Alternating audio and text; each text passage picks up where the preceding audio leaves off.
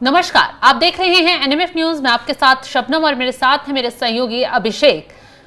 अहमदाबाद में plane crash हुआ, वो कैसे हुआ, क्या कारण रहे, किसकी गलती रही, इसको लेकर तमाम तरीके के दावे किए जा रहे हैं। पूर्व पायलट कुछ कह रहे हैं, कुछ इंजीनियर कह रहे हैं और जो इस विभाग से जुड़े लोग हैं वो अलग अलग तरीके के दावे कर रहे हैं। इसी बीच अब उड़ान मंत्रालय की तरफ से एक प्रेस कॉन्फ्रेंस की गई है जिसमें प्लेन क्रैश होने की पूरी टाइमलाइन बताई गई। इसी के साथ ये भी कहा गया कि जो ब्लैक बॉक्स है जिसमें पूरा हादसा कैसे हुआ, क्यों हुआ, इसके कारणों का उसी से पता चल पाएगा, उसको डिकोड किया जा रहा है। अब इसी पर चर्चा करेंगे कि प्लेन क्रैश आखिर कैसे हुआ, कैसे 241 लोगों की जान गई, इस पर पूरा बारीकी से बात करेंगे। अभिषेक, तमाम तरीके के दावे किए जा रहे हैं, तमाम वीडियो भी सामने आ रहे हैं, प्लेन क्रैश होता हुआ दिखाई दे रहा है। उड़ान मंत्रालय की तरफ से भी पूरी टाइमलाइन बता दी गई है। अब ब्लैक बॉक्स आखिर क्या राज खोलेगा? बिल्कुल, देखिए ब्लैक बॉक्स एक जो डिवाइस होता है जिसमें प्लेन की सारी जानकारी होती है, कब कहां क्या हुआ, पायलट्स के बीच में क्या कुछ बातचीत चल रही थी, वो सारा कुछ रिकॉर्ड होता है। और ब्लैक बॉक्स को वो ऑरेंज कलर का होता है और उसे पिछले हिस्से में लगाया जाता है, क्योंकि अक्सर जब भी प्लेन क्रैश करता है तो पॉसिबिलिटीज ज्यादा रहती हैं कि जो पिछला हिस्सा है वो थोड़ा बहुत सुरक्षित रह जाए। अब इस वीडियो को देखिए, आप गौर से देखिएगा इस वीडियो को। जब ये प्लेन उड़ा, टेक ऑफ किया और जैसे ही ये मतलब अब ठीक ठाक ये अपना ऊपर जा रहा है, चलाइएगा जरा इसे, 425 मीटर की ऊंचाई, यहां रोकिएगा। अब आप देखेंगे इसे कि ये एक तरफ झुका हुआ है, बिल्कुल लेफ्ट साइड की तरफ ये झुका हुआ है, एक इसका जो विंग है वो झुका हुआ है। और जैसे ये नीचे ज्यादा जाता है वो थोड़ा सा झुकाव और ज्यादा इधर, यहां देखिए ये लेफ्ट वाला विंग झुक गया है। इसके यही कहा जा रहा है कि यही सारी जो कहानी है वो छिपी हुई है। अच्छा, एक और वीडियो सामने आया है इसका, जो किसी छत से किसी युवक ने बनाया है। उसमें भी अगर आप इस प्लेन में भी, इस वीडियो में भी देखेंगे तो इसका जो लेफ्ट वाला विंग है वो थोड़ा सा झुका हुआ है और जैसे ही ये थोड़ा सा झुकता है वैसे ही कुछ ही सेकंडों के बाद प्लेन क्रैश कर जाता है। मतलब लगभग 40 सेकंड के भीतर ये क्रैश कर जाता है। अब शुरुआत से समझिए इसे, ये 1:38 पर उड़ता है और 1:39 तक ये क्रैश हो जाता है। 241 लोग इसमें मारे जाते हैं और जिस हॉस्टल के ऊपर ये गिरता है वहां भी मतलब जो है मौतें होती हैं और ये मौतों का जो आंकड़ा कुल मिलाकर 275 पहुंच चुका है। मतलब आप देखिए 34 लोग और इसमें मरे हैं। अब ऐसा कहा जा रहा है, कुछ एक्सपर्ट्स का दावा ऐसा है कि जैसे ही जो लेफ्ट वाला विंग था ये नीचे झुका, इससे पहले आप समझिए कि जो जब मेडे कॉल दिया पायलट ने, तब पायलट ने दो चीजें कही। पायलट ने सबसे पहले कहा आई एम लूजिंग थ्रस्ट, ऐसा मतलब खबरों में चल रहा है। और दूसरा उसने कहा मेडे मेडे मेडे। मेडे का मतलब होता है, अगर मतलब किसी प्लेन ने मेडे कह दिया तो मतलब अब सिचुएशन उसके हाथ से बाहर है, वो फुल इमरजेंसी में है। मेडे तभी कहा जाता है जब फुल इमरजेंसी हो। लेकिन इसमें टाइम इतना कम था कि ना तो पायलट इसमें कुछ कर सकता था जैसे ही थ्रस्ट इसका खत्म हुआ,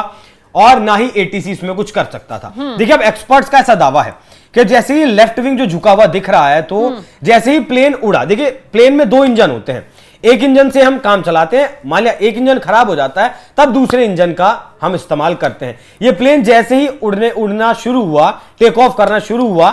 वैसे ही वो जो इंजन चल रहा था वो इंजन बंद हो गया,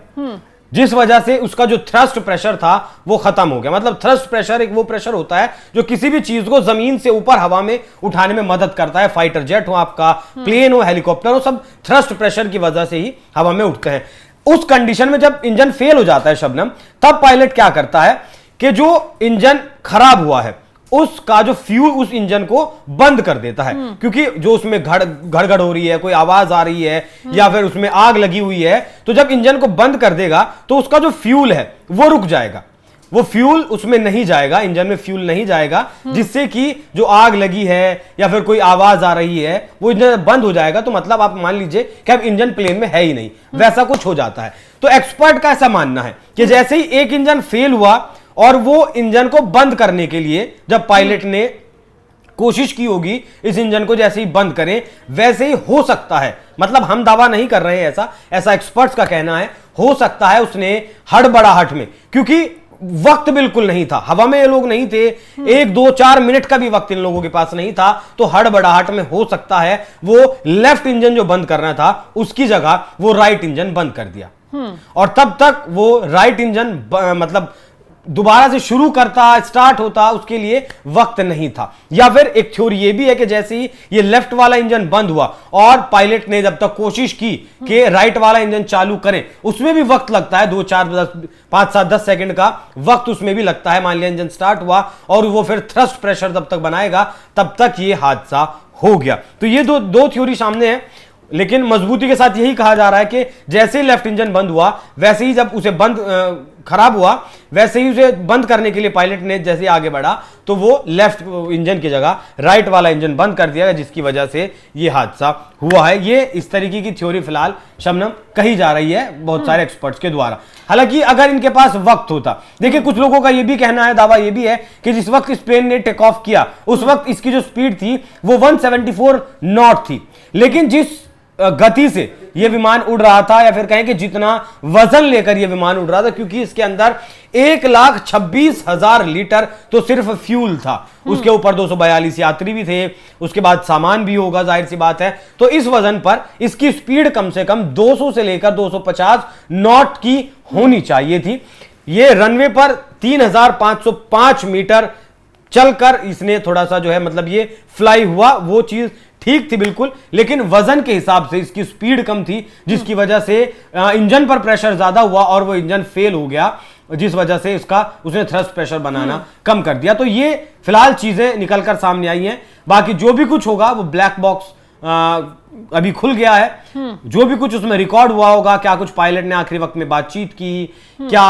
हुआ, उसका मतलब इतना इमरजेंसी क्यों हुआ, क्या पूरी जैसे मेडे कॉल दिया पायलट ने जब, और उसके बाद जब एटीसी ने वापस रिवर्ट करने की कोशिश की, जवाब देने की कोशिश की, तो संपर्क टूट चुका था, मतलब प्लेन पूरी तरीके से फेल हो चुका था। अगर ये कहें, अगर सिर्फ इंजन ही बंद हुआ था, उसका इलेक्ट्रिक सिस्टम अगर चलता हुआ रहता प्लेन का, तो जाहिर सी बात है कि जो रिवर्ट, जो आंसर दिया गया होगा एटीसी की तरफ से, वो पायलट तक जरूर पहुंचता, लेकिन इंजन जो था पूरी तरीके से फेल हो चुका था और प्लेन भी पूरी तरीके से फेल हो चुका था। अच्छा, बोइंग के बारे में एक बात ये भी कही जा रही है कि ये 13 साल पुराना हमारे यहाँ विमान था जो फिलहाल क्रैश हुआ है, और 11 साल पुराना था नहीं, 2012 में ये मतलब बेड़े में शामिल हुआ था, तो 13 साल लगभग ये पुराना प्लेन था। अब इसमें जो कंपनी है बोइंग, इसकी डिमांड जैसे बोइंग 787-8 ड्रीमलाइनर इसका नाम था, इसकी डिमांड जैसे ही बढ़ी तो कंपनी ने क्या किया, पहले कंपनी एक ही जगह पर इसका पूरी यूनिट को तैयार करती थी, लेकिन उसके बाद हुआ कि अलग अलग कल पुर्जे अलग अलग जगह पर बनाए जाने लगे, फिर एक जगह लाकर उन्हें असेंबल किया जाने लगा। तो एक पूर्व इंजीनियर ने बोइंग के ब्लूमबर्ग को इंटरव्यू में देते हुए कहा है कि जब वो अलग अलग पुर्जे लाकर जोड़े जाते हैं तब उनमें गैप रह जाता है, कहीं ना कहीं हो सकता है कहीं गैप रह जाए, और ये लापरवाही भी बोइंग लगातार कर रहा है। अच्छा, 2 साल पहले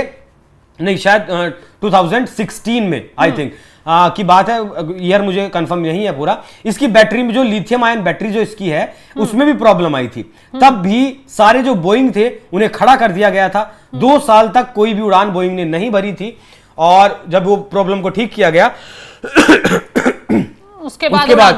बाद इस बोइंग को उड़ाया गया, जब उसकी बैटरी ठीक कर दी गई, तो 2 साल इसकी फ्लाइट बंद रह चुकी है। ये एफिशिएंट है बस प्लेन, बाकी प्लेन के मुकाबले 25% जो है कम फ्यूल खाता है, लेकिन जिस तरीके से ये प्लेन क्रैश हुआ है उसके बाद अमेरिका और ब्रिटेन की तरफ से जांच करने के लिए एक टीम भेजी गई है। बोइंग के जो शेयर्स हैं वो पहले ही दिन 7% तक घट गए थे, क्योंकि पूरी दुनिया में ऑल ओवर वर्ल्ड लगभग 1158 बोइंग के ये 787-8 ड्रीमलाइनर चलते हैं, और 30 प्लेन ये एयर इंडिया के पास भी हैं। तो कुल मिलाकर लगभग 1150 प्लेन उड़ रहे हैं, फिलहाल हवा में हैं। अब अगर ऐसी कोई दिक्कत है कि अचानक से, जैसा आप बता भी रही थी कि शायद ये पहले पेरिस गया, पेरिस से दिल्ली आया, दिल्ली से अहमदाबाद, अहमदाबाद से फिर लंदन के लिए इसने उड़ान भरी थी, ऐसे में इस तरीके से फेल हो जाना पूरा सिस्टम, वो अपने आप में एक बड़ा सवाल खड़ा करता है, और शायद भारत के इतिहास में, क्या दुनिया के इतिहास में ये दिन नहीं भूला जाएगा जिस दिन 275 लोगों ने अपनी जान गंवा दी। अब देखना होगा कि ये तकनीकी खामी थी, पायलट की लापरवाही थी, उसे टेक ऑफ करते वक्त उसकी स्पीड कम थी, या टेक ऑफ पहले कर दिया, या फिर एक साइबर अटैक की कहानी भी निकलकर सामने आ रही, क्योंकि इससे पहले भी 2024 में म्यांमार में जब हमारी सेना राहत बचाव कार्य चला रही थी,